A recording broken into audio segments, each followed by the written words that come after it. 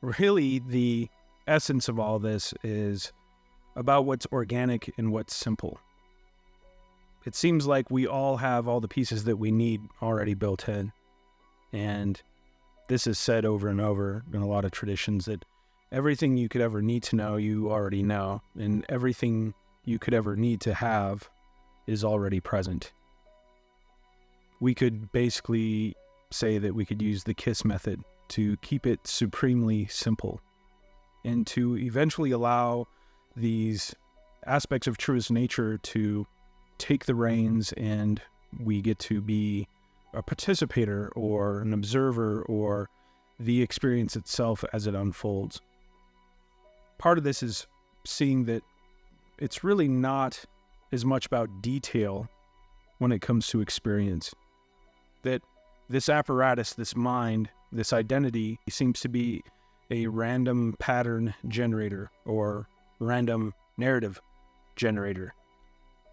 The experience themselves seem to have something more of a theme, and then this starts to make connections where there really are none. It starts to look historically in the past. It starts to project potential future scenarios, and it begins to make connections about getting what we want or not getting what we want, these desires, so on and so forth. Yet if we pull back from those particular details, we start to have a sense of the overall theme taking place, or we can even look at it as a metaphor.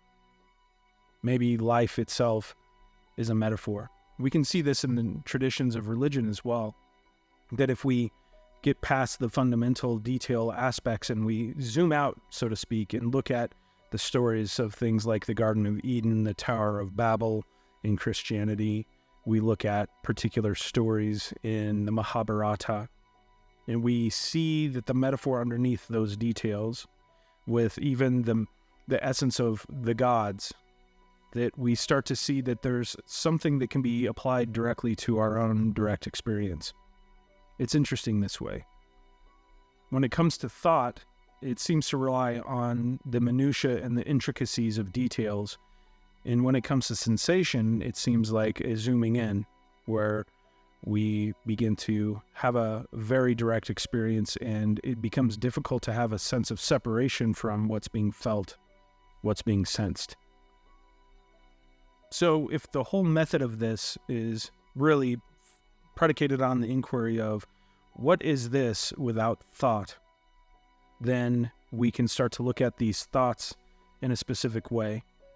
We can say that these thoughts as they arise are basically coming up with a cause and effect narrative to keep us distracted, to keep us busy, to keep us engaged in more narrative.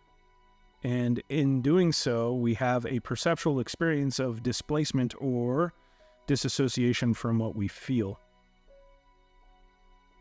On a metaphorical level, we can see that the details of these thoughts start to become rather irrelevant, and really they seem to be predicating themselves off of an experience that seems to begin in a sensational way. Maybe this identity is attempting to protect us from that which we feel, and that's what gives us the sense of separation within, this imaginary rift of innocence and shame. When we sit with it long enough, we start to have a realization that shame and innocence are the same. I guess we could say that shame is the experience of effort being applied to hide our truest nature or our innocence.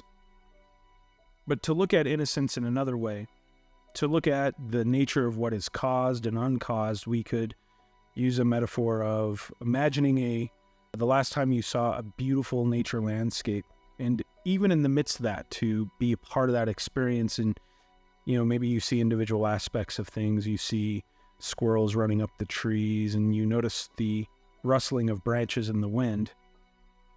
Even outside of those details, we have a sense of something that is uncaused. We tend not to judge the experience, other than this is beautiful, it's an acceptance. We tend not to attempt to break it into pieces. We tend not to tell a narrative of what it will be or what it was. We just have a sense of accepting it as it is. It feels large. It feels uncaused.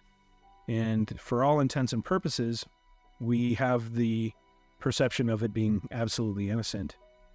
The exploration of ourselves, our own unique experience, at least along the path, is the same thing.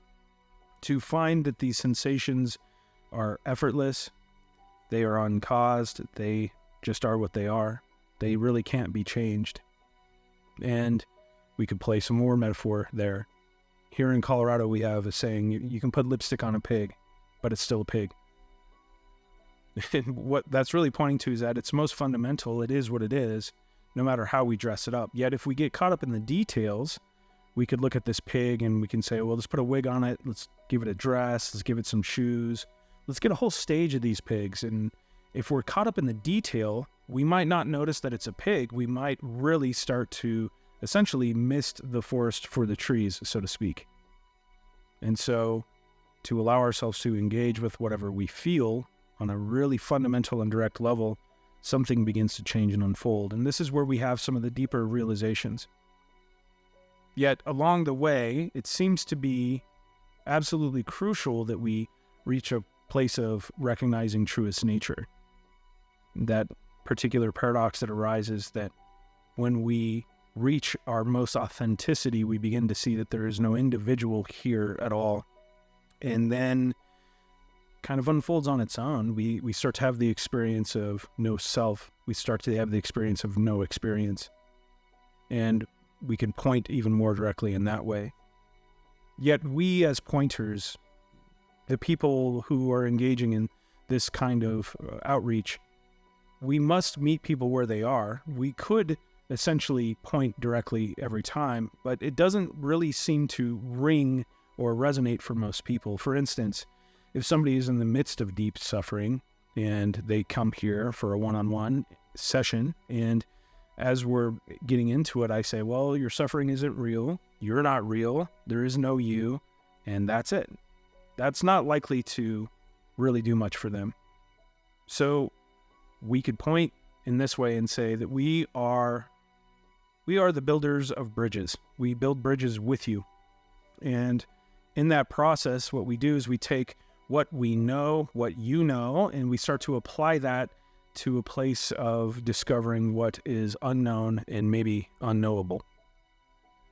This is the benefit of regular engagement with sensation. To engage with sensation on a regular, constant basis, we're essentially using the methodology of creating a pattern against other patterns. So it's a little bit of a paradox there. In other words, we develop a pattern by feeling and feeling and feeling without thought, staying completely engaged with sensation. That particular pattern begins to displace other patterns. We find that the mind is really only capable of doing one thing at a time. It's a bit of a one-trick pony, so to speak. And so by doing so, we are using something that is not actually really capable of creating a pattern, which is this ability to feel. It's always happening anyway.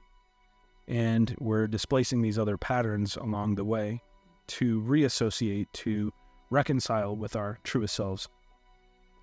When we feel, and we start to have a sense of the effortlessness of feeling, strangely enough, the effortlessness of the rest of this reality becomes rather clear. It's interesting. Same thing with inquiry. We could look at self-inquiry. Yes, we're using thoughts to approach certain thoughts. We're using thoughts to approach awakening, yet along the way, those particular places that we go aren't inundated with thought. Sometimes we reach a threshold with inquiry as well, if that's the case. Just know that on a thematic level, inquiry is more about engagement with curiosity itself, to explore the places that we just don't tend to explore, or that we have a resistance, avoidance, or hesitation around. This really comes down to moving from a place of survival into a place of thriving. And it's been said here that if there was an ability to create an organism with the goal to make it really good at survival, I would give it the ability to have an identity, and I would give it an addiction to cause and effect narrative, because in that regard, it would be much more likely to survive than it would be to thrive. So to move outside of the narrative without necessarily abandoning these things, we don't have to create an adversary with thought. We don't have to create an adversary with the narrative. Instead, we maybe just put them on the shelf for a while.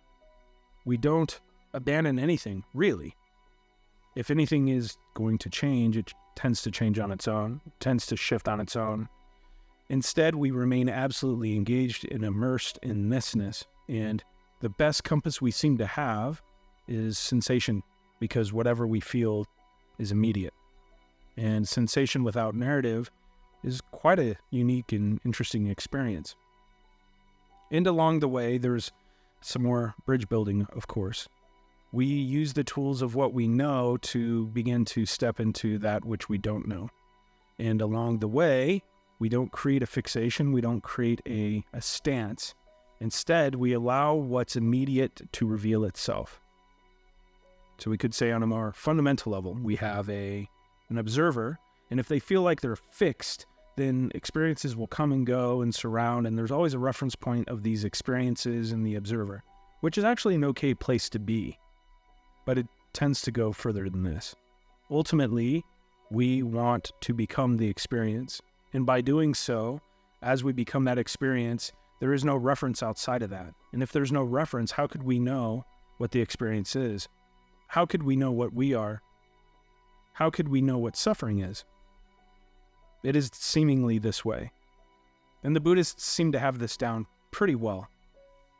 And I know there's a lot of different ways to express this, but ultimately they say that life is suffering.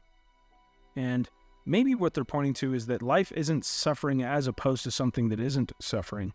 Maybe they're pointing to the ultimate point of reference, that of pain, that of suffering. And that if we become that experience, if we become suffering itself, then where is the reference? How do we know what suffering is if it's all suffering? How do we know what we are if there is only this?